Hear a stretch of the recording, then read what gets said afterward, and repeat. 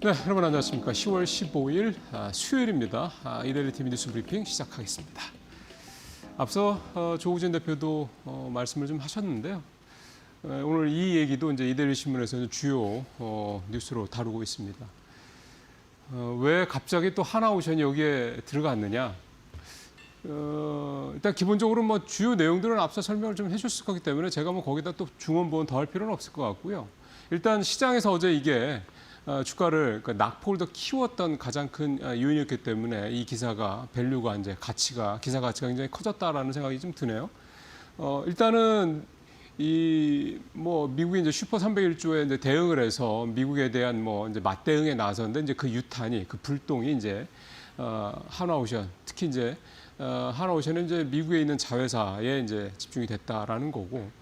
이제 조금 더 구체적으로 얘기하면 이제 그 입항 수수료 이 부분에 관련되다 보니까 이제 자회사 중에서도 이제 이 해운 관련 쪽 자회사들이 이제 타깃이긴 한데 잘 아시는 것처럼 하나오션에서 이 5개 미국 자회사가는 필리조선소 빼고는 글쎄요 뭐 이렇게 대단히 뭐 매출이라든가 수익이라 이런 데 의미가 있는 회사는 아닐 겁니다. 제가 뭐 재무제표를 다 뜯어보지는 않았습니다만.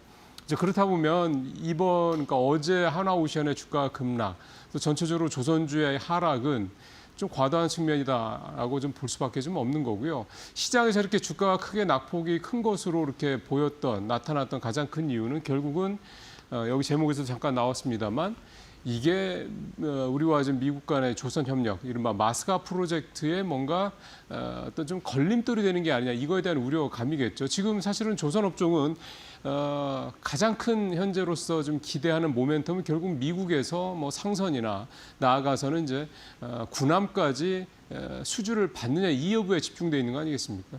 근데 이제 그게 혹시라도 좀 흔들리는 게 아니냐라는 얘기가 되는데요. 자, 이런 시장의 우려가 왜 과도한지에 대한 제 생각은 그런 겁니다. 그러면은 미국이 중국과의 어떤 갈등 문제를 해소하기 위해서 필요한 상선, 즉 LNG선이 대표적으로 되겠죠. 이 미국의 이 엄청나게 쏟아져 나오는 LNG를 수출하기 위한 LNG선을 수주를 하지 않겠느냐, 발주를 하지 않겠느냐 여부 하나 있고, 두 번째는 지금 미국과 중국은 이미 군함 대수죠. 현존하는 군함 대수에서 이미 차이가 벌어지기 시작을 한 상태입니다. 아직은 뭐 막 10여 대 정도, 10여 척 정도의 수준으로 아직은 크게 벌어지지 않는데 이게 이제 시간이 가면 갈수록 이를테면 중국은 1년에 뭐 군함을 10척 이상 계속 건조하는 반면에 미국은 1년에 한 척 건조하기도 힘든 상황 아니겠습니까? 이게 1년이면 뭐 10척인데 10년이면 100척이 되는 겁니다. 아시겠지만 군함 100척은 군함이 만약 100척과 군함 10척이 붙는다 그러면 그 10척이 아무리 무슨 쓸데싸움이 아닐 경우에는 이기기 어렵죠. 이 격차를 좁히기가 어렵습니다. 그렇다면은 결국 미국은 군함을 건조를 해야 됩니다. 근데 본인이 건조함 능력은 없죠. 우리가 건조를 해줘야 되는 거죠. 그게 마스가 프로젝트의 가장 핵심 내용이 되는 건데 이 두 가지 측면에서 봤을 때 과연 미국이 중국과의 화해 때문에 이 두 가지 이 큰 국가적인 또 안보적인 문제를 포기할 거냐? 절대 그럴 수 없죠. 그러니까 마스가 프로젝트는 미국이 필요한 거고 이 중국과의 뭐 어떤 갈등 이런 거에 어떤 근본적으로 뭐 어떤 변수가 될 문제가 아닙니다. 그래서 마스가 프로젝트는 어차피 갈 수밖에 없는 문제고 이거는 트럼프 대통령이 아니더라도 차기 대통령이 누가 되든 간에 갈 수밖에 없는 문제이기 때문에 마스가 프로젝트가 그러니까 이 미중 간의 뭐 어떤 갈등이 마스가 프로젝트에 무슨 큰 변수가 돼서 뭐 이 계획 자체가 무산되거나 축소되거나 이럴 거냐 절대 그럴 리는 없다. 이렇게 보시고 오히려 저는 조선주 특히 하나오션 어제 급락을 했는데 좀 더 떨어진다고 그러면 계속해서 좀 담아야 될 시기가 아니냐 이런 생각을 좀 해봅니다. 이번엔 또 가장 주도 섹터죠. 반도체 얘기해보죠. 어제 삼성전자 3분기 반도체 실적 어닝 서프라이즈였습니다.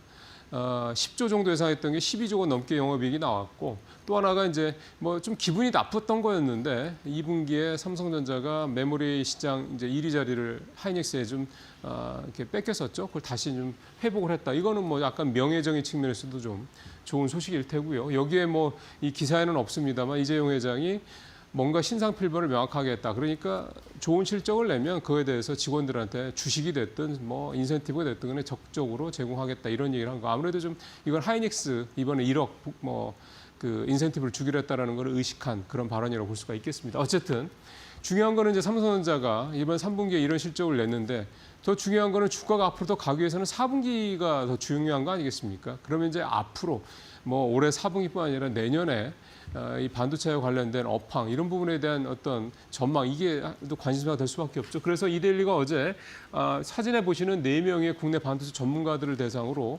향후 반도체 업황과 관련돼서 그다음에 삼성전자의 어떤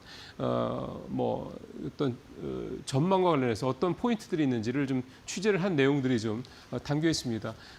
사진에서 보시는 것처럼 이제 각 예를 들면 김영준 교수, 이규복 위원 등등 이런 분들이 말씀하신 것들 위에 쭉 내용이 있으니까 그걸 좀 보시면 될 것 같고요.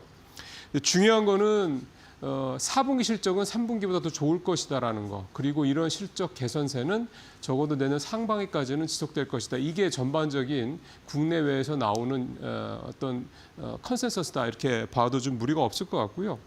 왜 그러면 물론 내년 상반기까지라고 이건 사실 여러 가지를 고려해서 내년 상반기를 조금 좁게 본 것 같습니다. 사실은 지금 AI의 어떤 그 데이터 센터라든가 이런 어떤 상황들을 보면 내년 상반기가 아니라 이거는 적어도 2030년까지 갈 수밖에 없는 사이클이기 때문에 이렇게 되면 사이클이라는 개념이 좀 약해지죠. 그냥 상시로 가는 거죠. 반도체 수요는. 그렇기 때문에 이 부분에 대해서는 크게 우려할 부분은 없다라고 생각이 드는 거고 또 하나 중요한 포인트가 뭐냐면 지금의 사이클은 과거와 달리 기업 중심이죠. 그러니까 B2B 중심의 수요 어떤 급증 상황이고 이게 단순히 양뿐만 아니라 가격의 상승까지 같이 동반을 하고 있다 보니까 훨씬 더 강력하기도 하고 훨씬 더 오래 갈 수 있는 가능성이 높다. 이런 점에 좀 방점을 두실 필요가 있을 것 같습니다. HBM이 일단 기본적으로 물량이 모자라죠. HBM에 지금에 있는 이 캐파를 집중을 하다 보니까 범용 D램 쪽이 좀 부족해졌지 않습니까?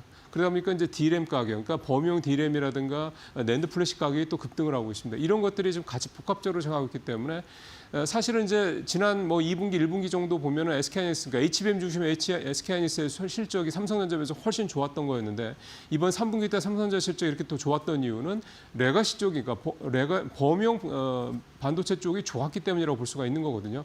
그런데 삼성전자가 4분기 또는 내년에 긍정적으로 보는 이유는 이제 HBM3E가 AMD에 3분기부터 이제 본격적으로 공급이 되는 거를 필두로 해서 내년에 이제 HBM4 이건 아직 승부가 난 게 아니기 때문에 이 HBM4가 이제 진검승부가 나는 이 부분에 대한 기대감까지 좀 작용을 하고 있다고 볼 수가 있는 겁니다. 그래서 어쨌든 좀 전문가분들도 HBM4가 삼성전자가 다시 과거에 아주 완전한 그런 메모리 시장의 1위 자리를 되찾을 수 있는지를 가늠할 수 있는 굉장히 중요한 포인트가 될 것이다.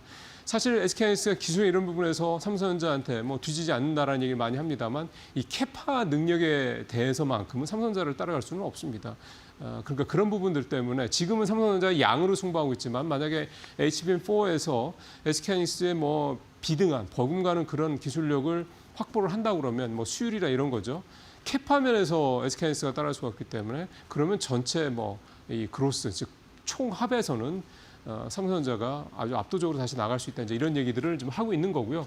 근데 HBM4를 지금까지 SK하이닉스가 앞서가고 있는데 삼성전자가 뒤따라가서 따라잡고 또는 더 앞서간다. 이거는 사실은 모르는 거죠. 그래서 이런 부분들이 좀 같이 혼연이 있다. 근데 적어도 앞서가지 못하도록 따라가기만 하더라도 이번에 HBM3, 그러니까 5세대까지 이렇게 뒤쳐졌던 거를 6세대 HBM4에서는 바짝 따라붙기만 해도 삼성전자의 실적은 충분히 보장받을 수 있다. 이렇게 좀 얘기들을 좀 하고 있습니다.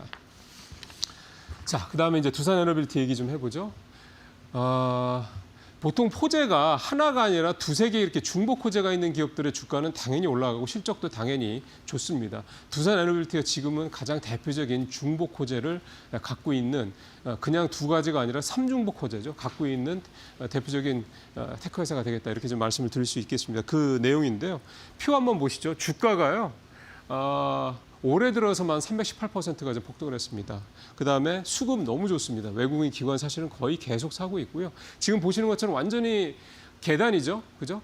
2만 원대 초중반에서 저렇게 작년부터 기다가 올해 상반기 중반부터 좀 한 단계 레벨업을 해서 한 6만 원대까지 올랐던 게 지금 다시 횡보를 한 달 이상 거쳤다가 다시 좀 8만 원대 가까이 향해서 좀 가고 있는 그런 모습이 되겠습니다.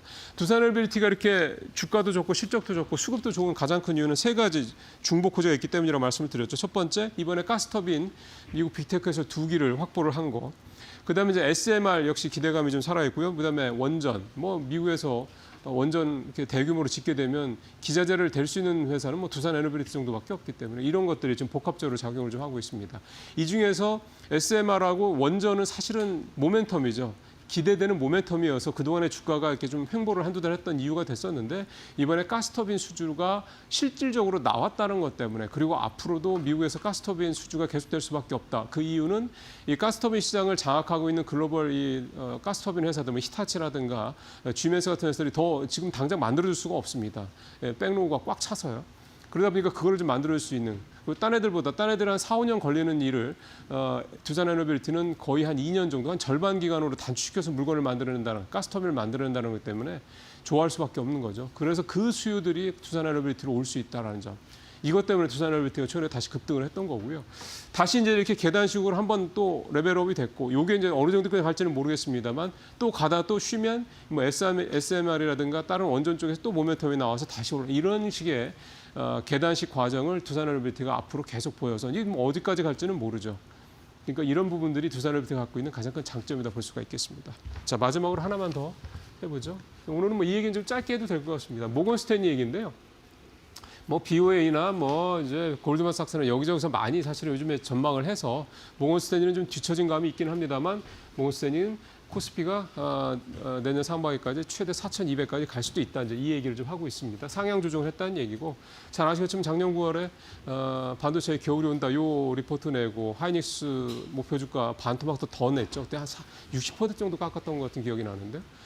근데 이번에 SK하이닉스의 목표 주가도 대폭 상향 조정을 하고 한국의 테크주들을 가장 좋은, 가장 유망한 섹터로 좀 구분을 했습니다. 뭐 여기에 모건 스탠리가 또 중요하게 봤던 게 방산 부분하고 K 컨텐츠 이 세 섹터를 모건 스탠리가 이제 지목을 했고요. 그 중에서도 역시 반도체를 위시한 이 테크주들을 가장 중요하게 좀 봤다. 예, 뭐. 뒤늦었지만 어쨌든 모건 스탠리의 이 뷰가 바뀌었다라는 거는 뭐 의미 있게 좀 봐도 될 거. 그만큼 한국 시장을 바라보는 또 한국의 반도체나 이 방산 섹터 등을 바라보는 시각은 상당히 좋다. 이거 다시 한번 확인을 할 수 있는 내용들이었습니다. 마치겠습니다.